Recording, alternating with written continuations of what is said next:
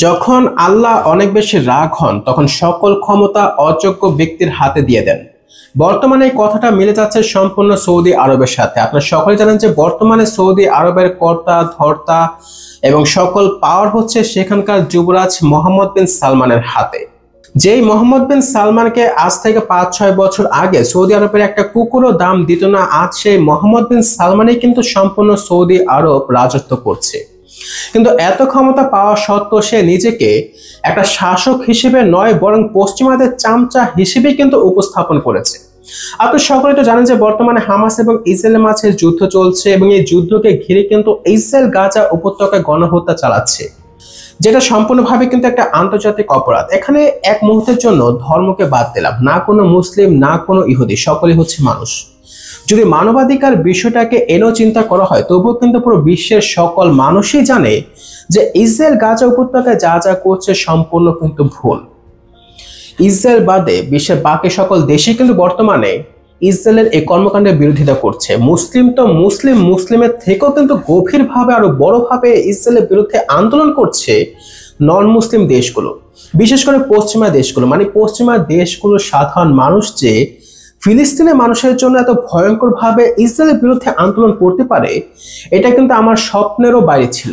যে যুক্তরাষ্ট্র ইসরায়েলকে পুরোদমে সাপোর্ট করে, সেই যুক্তরাষ্ট্রের প্রধানমন্ত্রীর সামনে দাঁড়িয়ে যুক্তরাষ্ট্রের সাধারণ জনগণ বলতেছে যে ইসরায়েল যেটা করতেছে সেটা সম্পূর্ণভাবে ভুল এবং তুইও ইসরায়েলকে সাপোর্ট করতেছ, তার মানে তুইও ভুল, এবার তোরে ভোট দিব না। বর্তমানে যুক্তরাষ্ট্রের বড় বড় বিশ্ববিদ্যালয়গুলোতে যেখানকার সাধারণ ছাত্র প্রায় 90% হয়তো মুসলিম না, তারাও কিন্তু ভয়ঙ্করভাবে ইসরায়েলের বিরুদ্ধে আন্দোলন করতেছে। পরিস্থিতি সেখানে এতটাই খারাপ যে যুক্তরাষ্ট্রের সরকারকে বাধ্য হয়ে বিশ্ববিদ্যালয়গুলোতে পুলিশ মোতায়েন করতে হয়েছে পরিস্থিতিকে সামাল দেওয়ার জন্য। তো যেখানে বর্তমান সময়ে নন মুসলিম মানুষগুলো আমাদের ফিলিস্তিনের মুসলিম ভাই বোনদের জন্য রাজপথে নেমে পড়েছে, সেখানে মুসলিম হিসেবে আমাদের কতটা করা উচিত এবং মুসলিম শাসক হিসেবে তাদেরই বা আমাদের মুসলিম শাসকদের বা কতটা বেশি করা উচিত, তাদেরকেই তো বেশি কাজ করতে হবে, কারণ সকল ক্ষমতা তো তাদের হাতে। কিন্তু এখানে দুর্ভাগ্যজনক খবর হচ্ছে যে যে দেশটার কাছ থেকে আমরা সব থেকে বেশি আশা করছি সেই এই পরিস্থিতিতে সব থেকে বেশি নীরব ভূমিকা পালন করছে এবং সেই দেশটা হচ্ছে সৌদি আরব। মানে ইসলাম যে দেশ থেকে বের হয়েছে, যে জায়গা থেকে বের হয়েছে, সেই দেশটাই আজ মুসলিমদের উপর যে নির্যাতন হচ্ছে তার বিরুদ্ধে নীরব ভূমিকা পালন করতেছে। আর এমন না যে অনেক দূরে কোনো কোথাও অত্যাচার হচ্ছে, মানে এই সৌদি আরবের পাশে তার প্রতিবেশী দেশ, মানে মুসলিম না হলেও প্রতিবেশী দেশ হিসেবেও কিন্তু একটা দায়িত্ব থাকে সৌদি আরবের। কিন্তু সৌদি আরব এখানে সম্পূর্ণভাবে একটা নীরব ভূমিকা পালন করতেছে শুধুমাত্র পশ্চিমাদের চামচামি করতে গিয়ে এবং ইসরায়েলের সাথে ভালো সম্পর্ক বজায় রাখার জন্য। বর্তমানে মিডল ইস্টে সৌদি আরবের যুবরাজ মোহাম্মদ বিন সালমানই যে পশ্চিমাদের সব থেকে বড় চামচা, সেটা আপনারা কিন্তু এই ভিডিওর মাধ্যমে বুঝে যাবেন। সম্প্রতি একটা খবর সামনে এসেছে যেখানে এটা বলা হয়েছে যে সৌদি আরবের সাধারণ জনগণ ইসরায়েলের বিরুদ্ধে সামাজিক যোগাযোগ মাধ্যমে বিভিন্ন পোস্ট করছে এবং যারা এই পোস্টগুলো করছে তাদেরকে গ্রেফতার করার অর্ডার দিয়েছে সৌদি যুবরাজ মোহাম্মদ বিন সালমান এবং ইতিমধ্যে কিন্তু অনেকে গ্রেফতার করাও হয়েছে।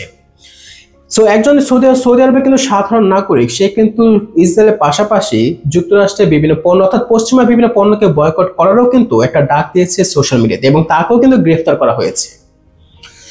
এবং সৌদি আরবের একটা সূত্র থেকে জানা যায় যে সৌদি যুবরাজ এই কাজগুলো এজন্য করতেছে কারণ সৌদি যুবরাজ এটা চায় না যে ইরানপন্থী মনোভাব সৌদি আরবে জাগ্রত হোক। এখন ইরানপন্থী মনোভাব কি? ইরানপন্থী মনোভাব হচ্ছে ইসরায়েলকে ঘৃণা করা, পশ্চিমাদের বিরোধিতা করা, এবং সৌদি আরবের যুবরাজ চায় না তার দেশে ইরানপন্থী এই মনোভাব, যে মনোভাবটাই কিন্তু আসলে সঠিক মনোভাব, সেটা জাগ্রত হোক। সে চায় সৌদি আরবের সাধারণ মানুষ নিজের দিন ইমানকে ভুলে সে পশ্চিমাদেরকে ফলো করুক, তাদের মনোভাব যেন সৌদি আরবের সাধারণ মানুষের মাঝে জাগ্রত হোক। সোজা কথায় বলতে গেলে যে ইসরায়েল এবং হামাস ইস্যুতে সৌদি যুবরাজ যেভাবে নিশ্চুপ ভূমিকা পালন করছে, সে চায় তার দেশের সাধারণ জনগণ যেন একই কাজটা করুক। আসলে সৌদির এই যুবরাজ সবকিছু স্বর্ণের পাত্রে খুব সহজে পেয়ে গিয়েছে, তো তাই ফিলিস্তিনের সাধারণ মানুষের, গাজার সাধারণ মানুষের কষ্ট উনি বুঝতে পারতেছে না।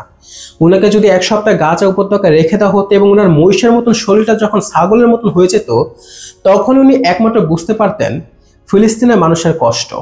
আর তাছাড়া সৌদি যুবরাজের তুলনায় কিন্তু আমার কাছে বাংলাদেশের প্রধানমন্ত্রী বেশি সাহসী মনে হয়। মানে ক্ষমতার দিক দিয়ে কিন্তু অবশ্যই সৌদি যুবরাজ বাংলাদেশের প্রধানমন্ত্রী থেকে একটু হলেও এগিয়ে, কিন্তু খালি ক্ষমতা থাকলেই হয় না, সাহসও থাকতে হয়। এদিকে পশ্চিমাদের ভয়ে যুবরাজ যেখানে ইসরায়েলে পা চাটতে ব্যস্ত, সেখানে যখন পশ্চিমারা বাংলাদেশকে হুমকি দেয় যে আমরা তোমাদের উপর নিষেধাজ্ঞা দিব, তখন প্রধানমন্ত্রী কয় দে, কত দিতে পারবি দে, আমরাও নিষেধাজ্ঞা দেবো। মানে নিষেধাজ্ঞা দিতে পারি বা না পারি, প্রধানমন্ত্রী ডায়লগ দিয়ে দেয়, পরে যাওয়াইব দেখা নিব। আর ঠিক এমনটাই কিন্তু করা উচিত এবং করা উচিত ছিল সৌদি যুবরাজ মোহাম্মদ বিন সালমানের। পশ্চিমাদের কোনো বিষয়ে ভয় না পেয়ে তাদের বিরুদ্ধে রুখে দাঁড়ানো উচিত ছিল। এখন আর ওই সময় নেই পশ্চিমাদের চামচামি করার। আমরা 1971 সালে কি মার খেয়ে বেঁচেছিলাম না, ভাতের মার খেয়ে? এবারও ভাতের মার খেয়ে বেঁচে থাকবো, কিন্তু পশ্চিমাদের গোলামি করা আর হবে না। ওই আগের দিন বাগে খাইছে। তো সৌদি যুবরাজের এই কর্মকাণ্ডের ব্যাপারে আপনাদের মন্তব্য অবশ্যই কমেন্টের মাধ্যমে জানিয়ে দিবেন এবং এই ভিডিওটাকে শেয়ার করে অবশ্যই আরো মানুষের কাছে পৌঁছে দিবেন, যাতে তারাও জানতে পারে যে সৌদির বর্তমানে সব থেকে ক্ষমতাশীল ব্যক্তি আসলে কতটা ক্ষমতার যোগ্য।